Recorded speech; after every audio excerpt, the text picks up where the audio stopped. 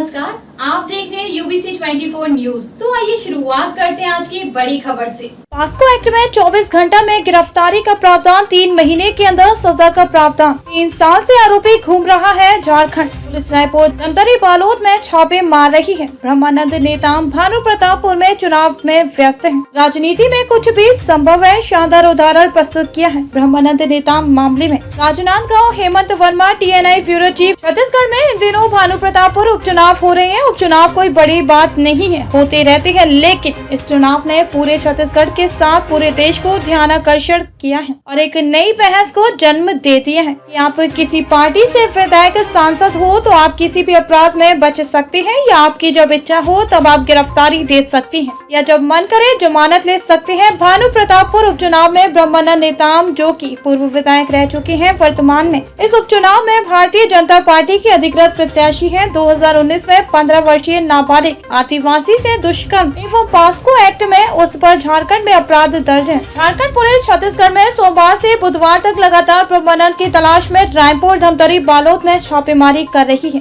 लेकिन अभी तक ब्रह्मानंद की गिरफ्तारी नहीं हुई है और वे लगातार चुनाव कार्यक्रम में व्यस्त हैं। यह बेहद आश्चर्य की बात है कि उनकी अनुपस्थिति में उनके एजेंट ने झारखंड डीएसपी के समक्ष अपना पक्ष रखा एवं चुनाव के बाद कुछ भी कार्रवाई करने का आग्रह किया है। इससे भी बेहद आश्चर्यजनक बयान छत्तीसगढ़ के पूर्व मुख्यमंत्री एवं भाजपा के राष्ट्रीय उपाध्यक्ष डॉक्टर रमन सिंह का आया है। उन्होंने कहा है कि पास्को एक्ट में 24 घंटे के अंदर गिरफ्तारी होती है, यह बात सही है। 3 महीने के अंदर इसमें सजा का भी प्रावधान है, लेकिन 2019 की यह घटना 3 साल बाद ब्रह्मानंद नेताम के घर पुलिस का डेरा राजनीतिक षड्यंत्र का आरोप रमन सिंह ने लगाया है। राजनीति यहाँ किसके लिए, उधर एक कदम आगे बढ़ते हुए छत्तीसगढ़ के वर्तमान मुख्यमंत्री भूपेश बघेल ने कहा है कि भाजपा बलात्कारी का समर्थन कर रही है। कहा कि इनके पार्टी विद डिफरेंस के सिद्धांत मीडिया से बातचीत में उन्होंने कहा कि भाजपा में बैनर पोस्टर में दुष्कर्मी के साथ प्रधानमंत्री का फोटो लगाकर अपमान किया है। भाजपा ने नाबालिग के साथ दुष्कर्म के आरोपी को प्रत्याशी बनाया है, यह बड़ा दुर्भाग्य की बात है। इससे भी बड़ा आश्चर्यजनक बयान छत्तीसगढ़ के पूर्व मंत्री ब्रजमोहन अग्रवाल का आया है। इनके अनुसार ब्रह्मानंद नेताम जेल में भी रहकर चुनाव जीत सकते हैं। इन तीनों महानुभाव के कथा अनुसार ब्रह्मानंद नेताम पास्को एक्ट के आरोपी हैं, उस पर कार्रवाई होनी चाहिए, लेकिन बड़ा गंभीर सवाल ये है कि कार्रवाई आखिर कब होगी, कौन करेगा। ग्रामीण क्षेत्र में कोई व्यक्ति अगर किसी महिला को गाली बक दे या छेड़खानी कर दे तो पुलिस तत्काल उसे जेल में ठोक देती है, लेकिन यहाँ तो पास्को एक्ट जैसे कानून की धज्जियां उड़ाई जा रही है। ब्रह्मानंद नेताम भानु प्रतापपुर में चुनाव प्रचार कर रहे हैं और झारखंड पुलिस बालोद धमतरी रायपुर में झक मार रही। कुल मिलाकर इस घटना का सारांश ये है कि ब्रह्मानंद नेताम ने जिस समय इस वारदात को अंजाम दिया उस समय झारखंड में भाजपा की सरकार थी, जाने की एक भाजपा सरकार एक बीजेपी के पूर्व विधायक को बचा रही थी। वहीं दूसरी ओर वर्तमान में छत्तीसगढ़ में कांग्रेस की सरकार है। झारखंड में कांग्रेस ने तो गठबंधन की सरकार है, तब वह कार्रवाई कर रही है, लेकिन पास्को एक्ट जैसे मामले में दोनों ही पार्टियां राजनीति करके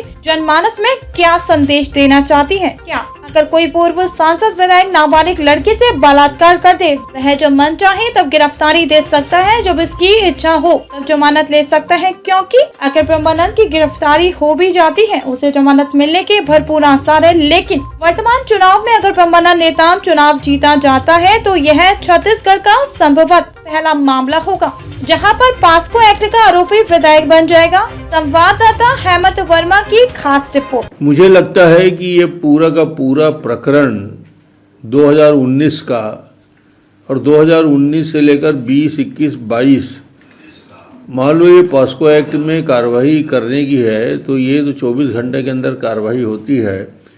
3 साल तक झारखंड की पुलिस इंतज़ार करती रही और पहले एफआईआर में जिस व्यक्ति का नाम नहीं था बाद में जोड़ने का प्रयास किया गया, बयान पे नाम लिया गया।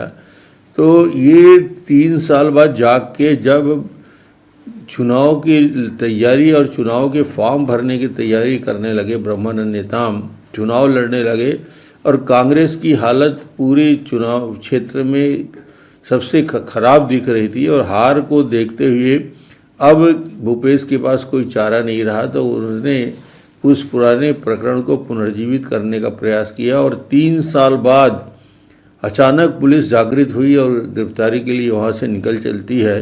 तो मुझे लगता है ये सरासर राजनीति से प्रेरित है और दबाव बनाने के लिए राजनीति है और चुनाव की हार को देखते हुए ये घबराहट में लिया गया कदम है। मिलते हैं फिर ऐसी बड़ी खबर के साथ। तब तक के लिए नमस्कार और देखते रहिए UBC 24 न्यूज।